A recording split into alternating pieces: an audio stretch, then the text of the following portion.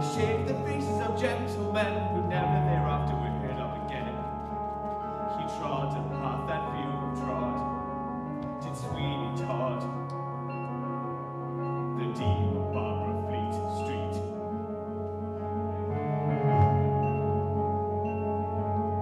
Congress Youth Theatre started 15 years ago because back then it wasn't as popular for youngsters to go to performing arts-based activities, and we found that it was very popular and very successful. We found that there was a real need for it. Only went up to the age of 14 at the time, but then our members got to that age and found that they didn't want to leave. Because we've done that, it's allowed us to do more challenging material. His needs are few, his room is bare, a lava bow and a fancy chair, a mug of suds and a leadless drop, an apron, a towel, a pail and a mop. For dignity deserves a nod to Sweeney Todd,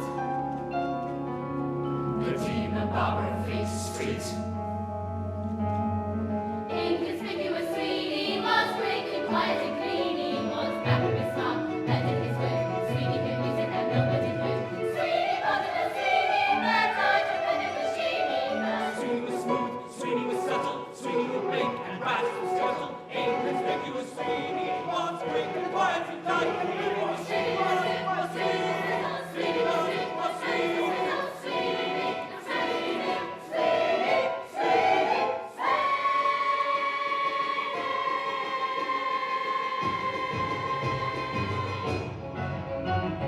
Attend the tale of Sweeney Todd. Attend the tale of Sweeney Todd. He served a dark and vengeful God. He served a dark and vengeful God. What happened then? Well, that's the play, and he wouldn't want us to lose our way. Not Sweeney. Not Sweeney Todd, the dean of Barber Fleet Street.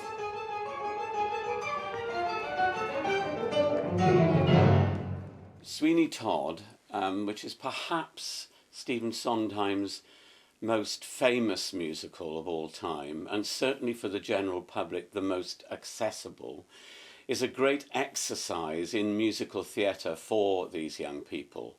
It is, without doubt, quite a difficult musical score. So they're having to study new techniques and experience all the intricacies of Stephen Sondheim's composition in music.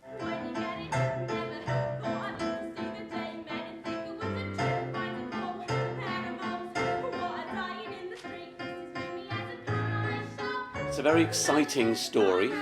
Of course, it's a story that has been in English folklore for a very, very long time.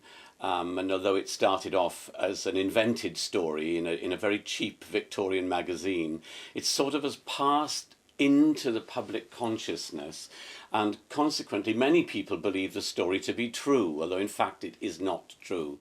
The basis of Sweeney Todd is generally a story about revenge, because my character Sweeney Todd, he gets shipped away for a crime he didn't commit, so another man could steal his family and his wife and his daughter, and then he comes back 15 years later, and the main chunk of the story is him wanting his revenge on the judge.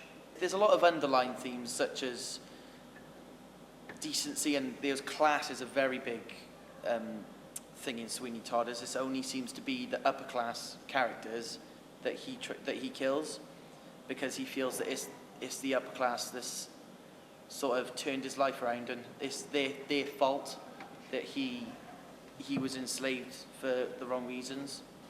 My character is more the bubbly character who just wants Sweeney.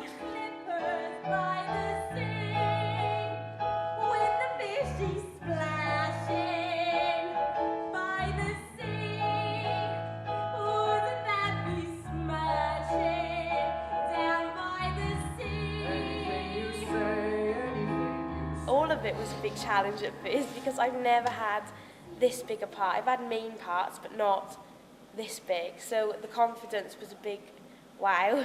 Another challenge with Sweeney is, it sounds really unprofessional, but how the character of Sweeney has permeated me outside of the theatre, because I've noticed that I've become a bit more angry, quicker, miserable, quick to bite people's heads off, and I blame it entirely on Sweeney. All right, you sir, how about a shave? Come and visit your good friend Sweeney. You sir, too sir, welcome to the grave. I will have vengeance. I will have salvation. Who sir? You sir? No one's in the chair. Come on, come on. Sweeney's waiting. I want you to rehearse. You sir? Anybody? Gentlemen, now Don't know what it was, but we just kind of, Click. yeah, we almost instantly kind of developed this relationship, a working relationship, where we felt comfortable making ourselves look kind of like a fool in front of each other.